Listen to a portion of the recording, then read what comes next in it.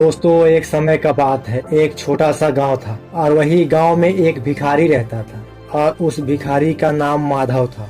माधव रोज सुबह उठकर गांव के अलग अलग हिस्सों में भीख मांगा करता था। उसका जीवन भिक्षा पर ही निर्भर था और गांव के लोग भी उसे पहचानते थे और उसे कुछ न कुछ दे दिया करते थे। माधव की एक खासियत थी, वह अपने साथ हमेशा एक छोटी सी झोली लेकर चला करता था जिसमें वह अनाज के कुछ दाने लेकर चलता था। ऐसा वह इसलिए करता था कि इतने सालों से वह एक बात समझ चुका था कि अगर उसकी झोली में कोई कुछ ना देखे तो उसे भीख देने से हिचकिचाते थे और उसकी झोली में कुछ देख लेते थे तो कुछ न कुछ दे दिया करते थे। ये असल में उसकी भीख मांगने की चालाकी थी। एक दिन वह सुबह जल्दी ही उठकर अपने काम के लिए निकल पड़ा, लेकिन वह आज कुछ अजीब सा महसूस कर रहा था, जैसे कि आज उसके साथ कुछ खास होने वाला है। जैसे ही वह गांव के मुख्य सड़क पर पहुंचता है, वह देखता है कि सामने एक शानदार रथ आ रहा है। असल में घोड़ा गाड़ी को ही रथ बोला जाता है। रथ की चमक और उसकी खूबसूरती को देखकर माधव समझ चुका था कि यह राजा का रथ है। माधव ने सोचा कि वाह, आज तो किस्मत खुल गई। अगर राजा की नजर मुझ पर पड़ गई और उसने कुछ मुझे दे दिया तो मेरा किस्मत बदल जाएगा। वह जल्दी से सड़क के किनारे खड़ा हो गया और राजा का रथ को अपने सामने से गुजरने का इंतजार करने लगा। जैसे ही रथ उसके पास आके पहुंचा, कुछ अजीब हुआ। रथ उसके पास आकर रुक गया। माधव इस वाकये को देखकर हैरान रह गया। उसकी आंखें चौड़ी और बड़ी बड़ी हो गया। उसने देखा कि राजा खुद रथ से उतर के उसकी तरफ बढ़े आ रहे हैं। अब उस माधव की कल्पनाएं और भी तेज हो गई थी। उसने सोचा कि अरे, आज तो मैं राजा से कुछ न कुछ मांगने जा रहा हूँ। शायद वह मुझे ढेर सारा सोना चांदी या कोई कीमती चीज दे देंगे। लेकिन तभी और एक अजीबोगरीब चमत्कार हुआ। राजा ने अपनी झोली उठाई और माधव के सामने फैला दिया। माधव खुद भिखारी था।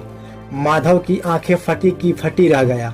उसने सोचा कि ये राजा खुद मुझसे भीख मांग रहा है। राजा ने भी बहुत ही नम्रता के साथ कहा, भाई मुझ पर दया करो और मुझे कुछ न कुछ भिक्षा दे दो। अब माधव को विश्वास नहीं हो रहा था। उसने सोचा ये तो उल्टा हो गया, राजा मुझसे ही भीख मांग रहे हैं। लेकिन राजा ने उसके तरफ देखते हुए बोला, मेरे लिए बहुत ही महत्वपूर्ण है।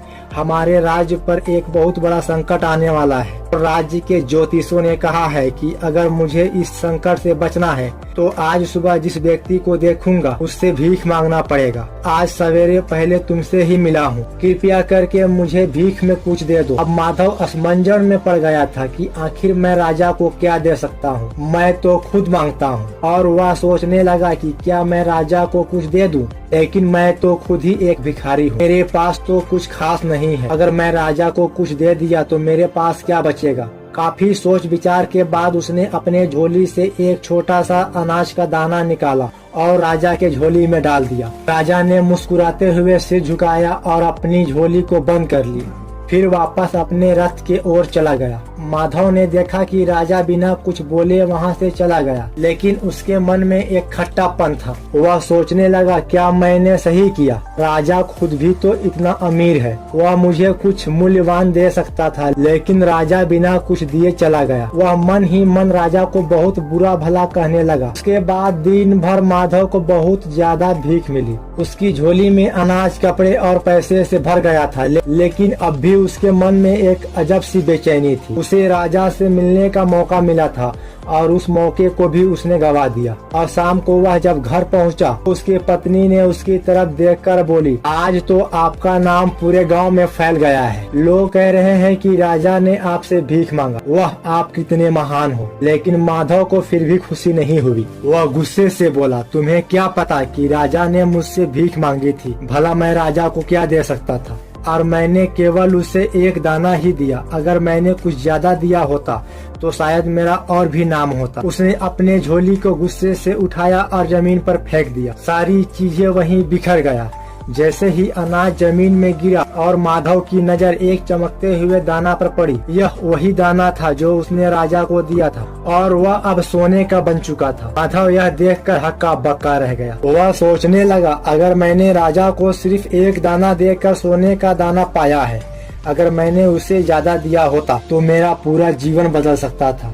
वह जमीन पर बैठकर रोने लगा। वह समझ चुका था कि वह अपने लालच के कारण अपनी अच्छी मौका गंवा दिया। यह कहानी एक बहुत ही महत्वपूर्ण सीख देती है कि हमें अवसरों को पहचान कर बिना देरी किए स्वार्थ को दान कर देनी चाहिए। माधव की यह गलती थी कि अपने लालच और डर के कारण अपने पास मौजूद चीजों को बांटने पर परहेज किया।